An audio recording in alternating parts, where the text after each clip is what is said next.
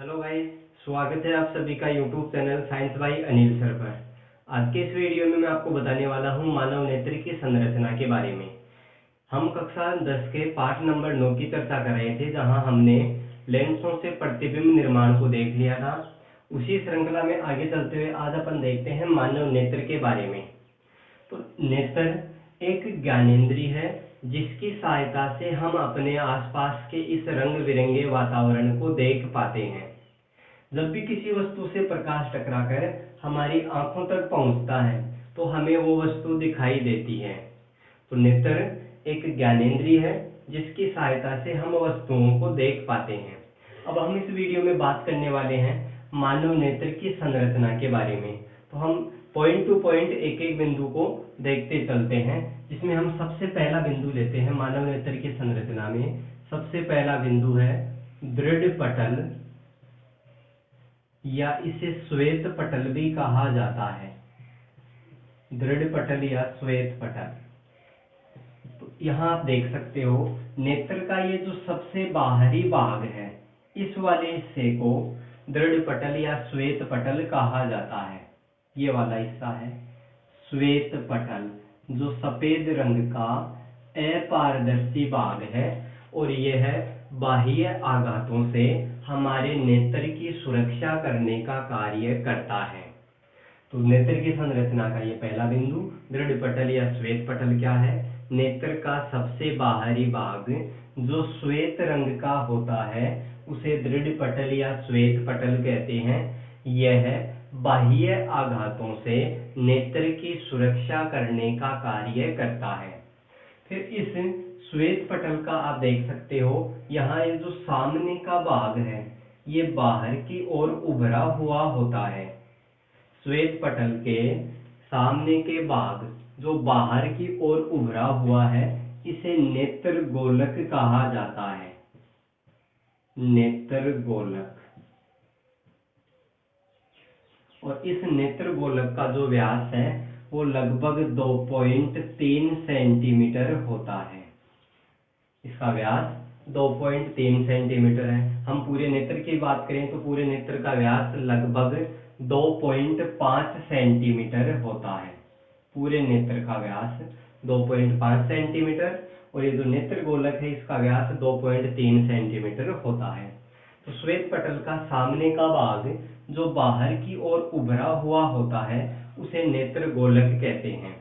इस नेत्र गोलक के ऊपर एक पारदर्शी पदार्थ की झिल्ली पाई जाती है जिसे कॉर्निया कहा जाता है। तो हम इसके दूसरे भाग की बात करें, कॉर्निया, या कॉर्निया को स्वच्छ मंडल भी कहते हैं। कॉर्निया या स्वच्छ मंडल। नेत्र गोलक के ऊपर पाई जाने वाली पारदर्शी झिल्ली को कॉर्निया या स्वच्छ मंडल कहते हैं। और हमारे नेत्र में प्रकाश सबसे पहले इस कॉर्निया से ही प्रवेश करता है, क्योंकि ये जो बाकी का भाग है वो तो सारा अपारदर्शी है, जहाँ से प्रकाश नेत्र के अंदर प्रवेश नहीं कर सकता। केवल इस नेत्र गोलक के ऊपर ये जो पारदर्शी झिल्ली पाई जाती है, यहाँ से ही प्रकाश नेत्र में प्रवेश करता है। और जब नेत्रदान किया जाता है तो नेत्रदान में संपूर्ण आंख का दान नहीं होता है। नेत्रदान में केवल इस कॉर्निया का ही दान किया जाता है। फिर अगली बात करते हैं, कॉर्निया से आगे चलें तो हम तीसरा बिंदु लें, परितारिका या आइरिस। परितारिका या आइरिस क्या होती है? तो यहाँ वाला ये जो हिस्सा है, जो यहाँ आपको ग्रीन कलर में नजर आ रहा होगा, ये हिस्सा ये परितारिका या आइरिस है। ये वाली परितारिका या आइरिस, ये परितारिका या आइरिस इस पुतली के साइज को नियंत्रित करती है। परितारिका की जो बीच वाला छिद्र है, इस चौथे पॉइंट को भी अपन साथ ही लेते हैं, तारा या पुतली बोलते हैं। तारा या पुतली, ये वाला हिस्सा। तो परितारिका इस पुतली के साइज को नियंत्रित करती है, जिससे हमारी आंख में प्रवेश करने वाले प्रकाश की मात्रा कम ज्यादा होती है। जब हम तेज प्रकाश में होते हैं तो इस पुतली का साइज है वो छोटा हो जाता है, जिस कारण नेत्र में प्रकाश कम मात्रा में प्रवेश करता है और हमारे नेत्र को कोई हानि नहीं होती। लेकिन जब हम कम प्रकाश या अंधेरे कमरे में होते हैं तो उस समय पुतली का साइज है वो बड़ा हो जाता है, जिससे नेत्र में प्रवेश करने वाले प्रकाश की मात्रा बढ़ जाती है। इस कारण हम अंधेरे में भी वस्तुओं को देख पाते हैं। जैसे ये इस प्रकार से देखें, ये नेत्र होता है, नेत्र का ये वाला जो हिस्सा होता है ये, और इसके बीच में एक छोटा सा ऐसे गोल घेरा और पाया जाता है। तो ये जो बीच का ये वाला हिस्सा है ये होता है तारा या पुतली, और ये जो बाकी का हिस्सा है ये वाला, ये परितारिका होती है। ये परितारिका इस पुतली के साइज को नियंत्रित करती है। आप टॉर्च लेके आंख पे प्रकाश डाल के देख सकते हैं, तो जब हमारी आंख पे टॉर्च से प्रकाश डाला जाएगा तो इस पुतली का साइज है वो छोटा हो जाएगा। जब हम उस टॉर्च को हटा लेते हैं तो फिर इस पुतली का साइज है वो वापस बड़ा हो जाता है। जैसे हम ये कहें कि ये तेज प्रकाश की स्थिति है, इस प्रकार से ये तेज प्रकाश में है, पुतली का साइज इतना है। अब हम मंद प्रकाश की बात करें, जब प्रकाश कम है, तो जैसे ये है पुतली, ये परितारिका, और इसके अंदर ये जो पुतली है, इस पुतली का साइज पहले की तुलना में अब थोड़ा ज्यादा हो जाएगा। ये इतना हिस्सा हो जाएगा इसका,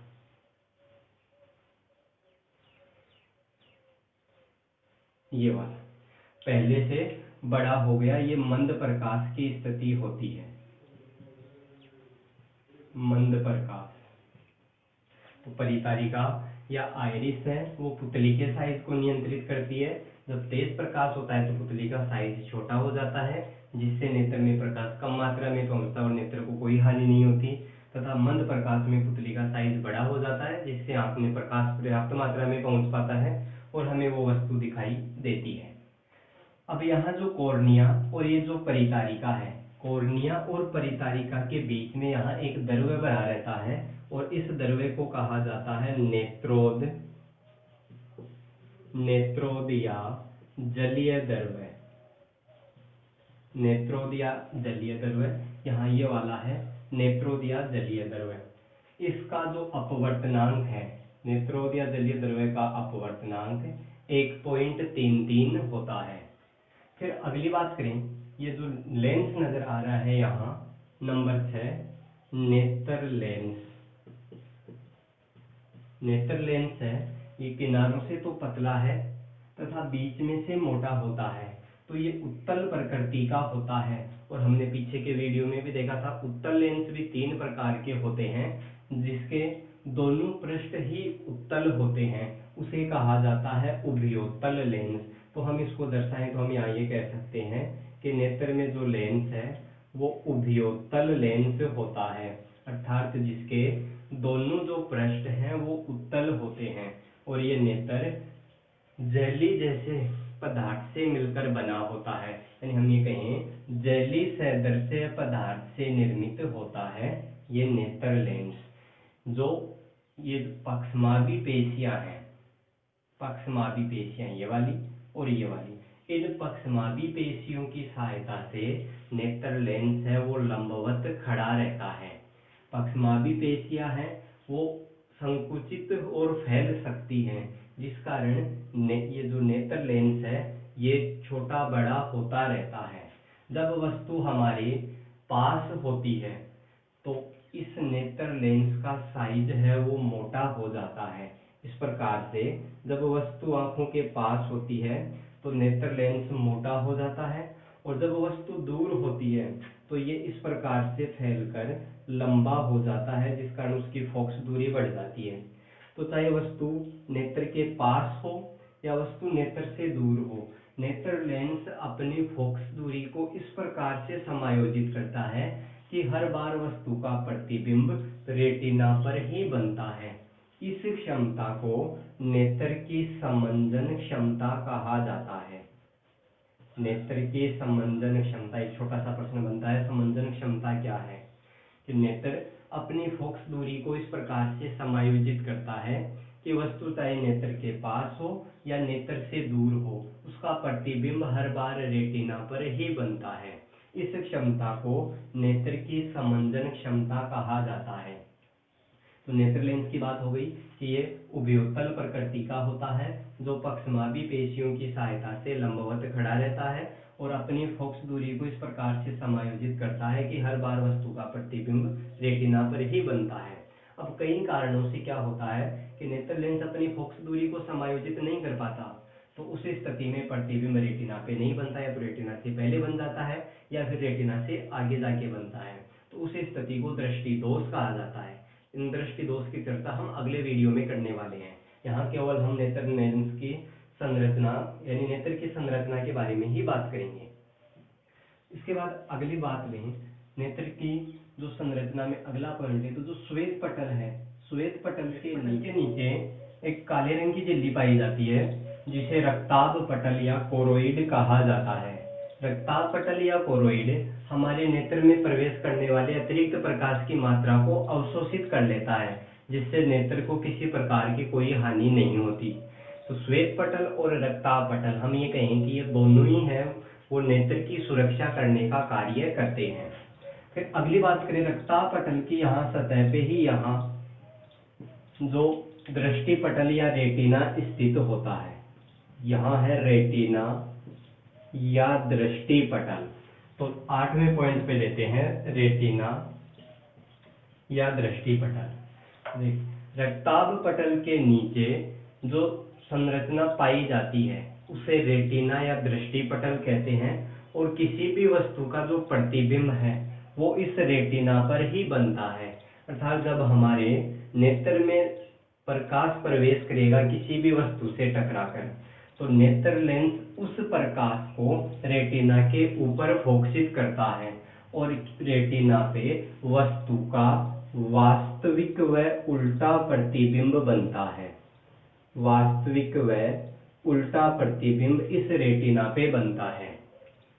क्योंकि ये उत्तल लेंस है, उत्तल लेंस हम जानते हैं वास्तविक और उल्टे प्रतिबिंब बनाता है। तो जब भी किसी वस्तु से प्रकाश टकराकर हमारी आंखों पे आएगा, रेटिना का पीत बिंदु होता है, उस पीत बिंदु पे वस्तु का वास्तविक व उल्टा प्रतिबिंब बनता है। जैसे यहाँ प्रतिबिंब बनेगा, यहाँ प्रकाश सुग्राही तंत्रिकाएं पाई जाती हैं जो नेत्र के सामने जो वस्तु थी उसका प्रतिबिंब इस रेटिना पे बना, तो ये उसको विद्युत सिग्नलों में बदल देती है, और ये विद्युत सिग्नल है वो यहाँ दृक् तंत्रिकाओं द्वारा मस्तिष्क तक पहुंचा दिए जाते हैं। दृक् तंत्रिकाएं बोले या हम ये कह सकते हैं प्रकाश सुग्राही तंत्रिकाएं, जो उसकी सूचना मस्तिष्क को देती है। मस्तिष्क उन सिग्नलों की व्याख्या करता है और हमें वो वस्तु दिखाई देती है। अब यहाँ जो ये रेटिना है, यहाँ दो प्रकार की कोशिकाएं पाई जाती हैं, जिनमें एक तो होती है शंकु और दूसरी होती है शलाकाएं या छड़ कोशिकाएं। एक तो शंकु कोशिका और दूसरी होती है शलाका या छड़ कोशिका। जो शंकु हैं, जो दिन में विचरण करने वाले जंतु हैं, जिनमें मानव भी है और अन्य जंतु हैं जो दिनचर होते हैं, उनमें इन शंकु कोशिकाओं की मात्रा ज्यादा होती है। और शंकु कोशिकाएं हैं ये रंगों के प्रति संवेदनशील होती हैं, रंगों के प्रति संवेदनशील होती हैं। और जो छड़ कोशिका है, छड़ कोशिकाएं हैं ये प्रकाश के प्रति संवेदनशील होती हैं, प्रकाश के प्रति संवेदनशील।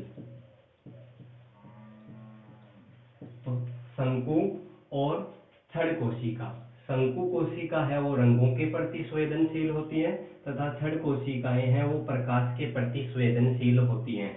जो रात्रिचर जंतु होते हैं, जो रात में विचरण करते हैं, उनमें इन छड़ कोशिका या शलाका कोशिकाओं की संख्या ज्यादा होती है, जबकि दिनचर जंतुओं में शंकु कोशिका की संख्या ज्यादा होती है। रात्रिचर जंतुओं में इनकी संख्या कम होती है। तो यहाँ रेटिना पे ये दो प्रकार की कोशिकाएं होती हैं। शंकु कोशिका जिनका आकार हम देखें इस प्रकार शंकु के आकार का होता है, और छड़ कोशिका का आकार इस प्रकार छड़ के समान होता है। तो रेटिना में ये दोनों ही प्रकार की कोशिकाएं पाई जाती हैं। अगली बात करते हैं, यहाँ नेत्र लेंस और रेटिना के बीच में एक द्रव्य भरा रहता है, इस द्रव्य को कहा जाता है काचाभ द्रव्य। काचाभ द्रव्य, ये जो काचाभ द्रव्य है इसका अपवर्तनांक भी जलीय द्रव्य के बराबर ही होता है, 1.33 ही इसका अपवर्तनांक होता है। तो इसका मतलब यह दोनों द्रव्यों का जब अपवर्तनांक बराबर है तो एक बार जब नेत्र में प्रकाश प्रवेश करता है तो उस प्रकाश का फिर आगे अपवर्तन नहीं होता है, क्योंकि इन दोनों द्रव्यों का जो अपवर्तनांक है वो बराबर होता है। अब ये जो काचाभ द्रव्य है ये कांच के जैसा होता है, कांच जैसा ये द्रव्य होता है। ये यहाँ इन भागों की सुरक्षा करने का काम करता है तथा ये जो आंतरिक भाग हैं इनको ये पोषण भी प्रदान करता है। जबकि ये जो यहाँ कॉर्निया और नेत्र लेंस के बीच में जो द्रव्य भरा हुआ है उसको जलीय द्रव्य कहते हैं। ये यहाँ उचित दबाव बनाए रखता है जिससे इस कॉर्निया की गोलाई है वो बनी रहती है। जब यहाँ दबाव में परिवर्तन होता है तो ये जो कॉर्निया की गोलाई है वो बिगड़ जाती है और ऐसा वर्धावस्था में होता है, जिससे एक दोष उत्पन्न हो जाता है जिसको दृष्टि वैषम्य दोष कहा जाता है। तो दृष्टि वैषम्य दोष है वो कॉर्निया की गोलाई बिगड़ने के कारण होता है। तो कॉर्निया की गोलाई न बिगड़े इसलिए यहाँ उचित दबाव बनाए रखने का काम जलीय द्रव्य या नेत्रोद करता है।